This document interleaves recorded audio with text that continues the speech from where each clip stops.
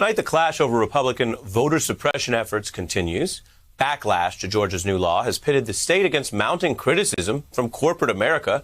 And now top Republicans punching back to that, attacking some corporations, threatening to use congressional power to punish Major League Baseball, and even digging into a wider attack on what they call woke corporations. Now, when you think about it, this is interesting. It's actually a major departure from the party's traditional alliance with corporate America, from running a former financial executive as the party's nominee to embracing the Wall Street orthodoxy of free markets, prosperity, and even really greed.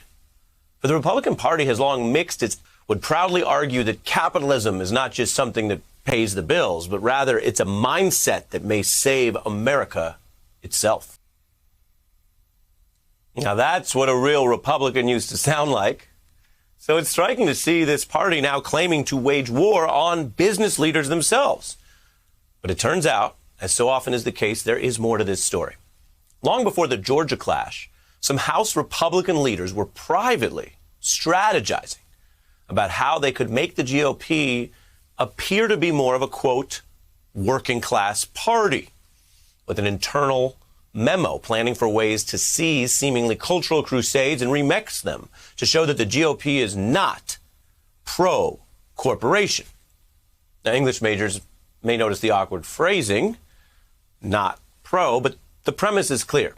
Republicans know they're already seen by many as pro-corporation, but that brand is suddenly less appealing right now, with the 1% raking in billions amidst a punishing recession and a deadly pandemic and food lines, and against a new Democratic president who's pushed out quickly these stimulus checks and who seems to be standing up to corporations on some issues. So there are two noticeable ways top Republicans have been rebranding these stances.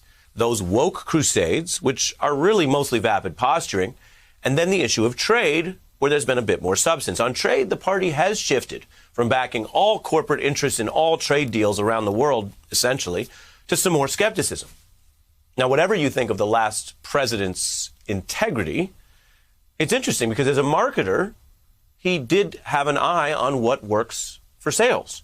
And he realized that constantly siding with corporations over workers was a loser even for the Republican Party. Trump basically going a little bit Bernie Sanders and flipping a generation of Republican policy on its head for international trade agreements. By opening up markets, by having us treated fairly, we'll have 100 million new customers. My position has always been we want to have free trade, but fair trade. If all we do is sell things to each other, we can only sell to 5% of the people on Earth. Balanced budget, which is the single worst trade deal ever approved in this country. We have successfully completed negotiations on a brand new deal to terminate and replace NAFTA. So Republicans did break with some corporate preferences on trade policy. But lately they're making all this noise about attacking corporations that take just any position they oppose, like on voting rights or diversity.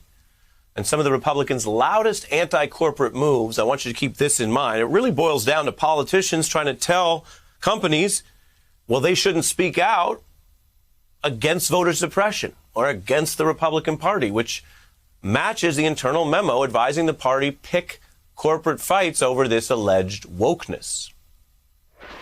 We have seen the rise of the woke corporation. These woke corporations have decided to become the political enforcer for Democrats in Washington. It means cancel culture and partisan activists are coming for your business. They're coming for your game or event in your hometown. And they're coming to cancel everything from sports to how you make a living. Sounds scary. But what is this really about? This matters if it's going to be a new turf war, particularly if it relates to voting rights. And is this really even about policy towards corporations at all? Well, Obama campaign veteran and friend of the beat, Chai Komanduri, says it's actually more of an effort to cram pre-existing GOP priorities into the posture of standing up to corporations, which, as I mentioned, is more popular these days. Republicans try to go to war against corporations, he says, advocating diversity, for example, those kind of corporations, the same way Republicans used to wage these family values campaigns from the 90s. Komanduri points to Vice President Quayle's infamous attack on CBS and its show Murphy Brown, because her character was a single mom. Now, I know, depending on how far back you remember, that sounds absurd, but it's literally what happened. Quayle picked this fight against a media corporation because he said they were supporting her and she shouldn't choose to raise a child alone as an unmarried woman.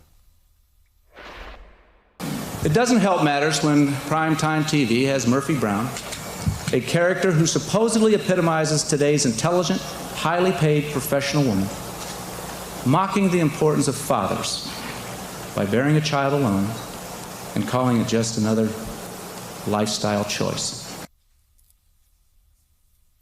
Well, Republicans were right about one thing on that. The fight really stood out. It was front page news. And picking on that media corporation found the character herself responding within the show. I doubt that my status as a single mother has contributed all that much to the breakdown of Western civilization. Unfortunately, it seems that for him, the only acceptable definition of a family is a mother, a father, and children.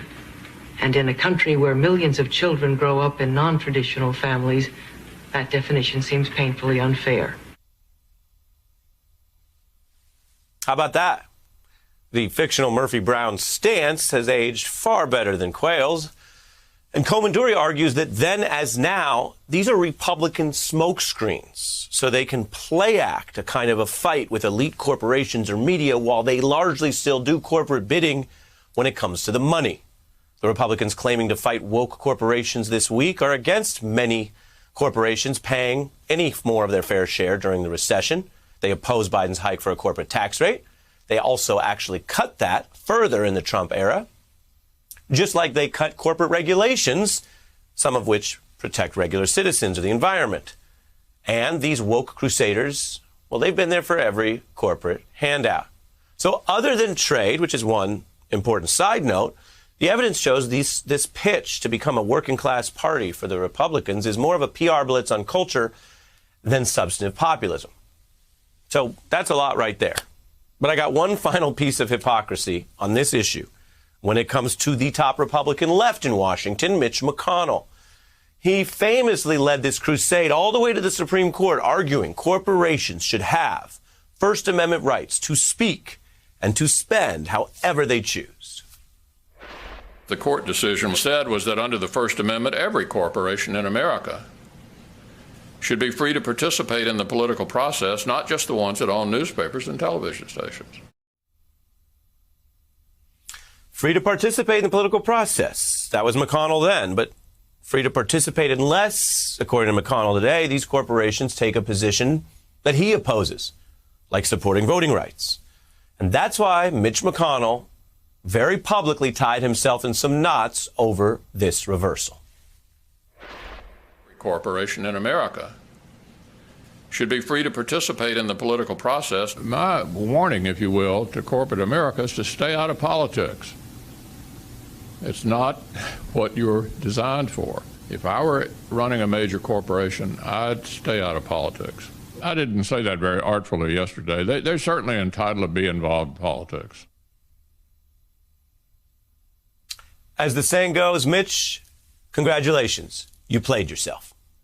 And he's one of several Republicans finding that when your working class agenda is mostly play acting, it's very easy to end up playing yourself over and over. Hey, I'm Ari Melber from MSNBC. You can see more of our videos right here, or better yet, subscribe to our YouTube channel below. You could have been anywhere in the world, but you're here with us, and we appreciate that.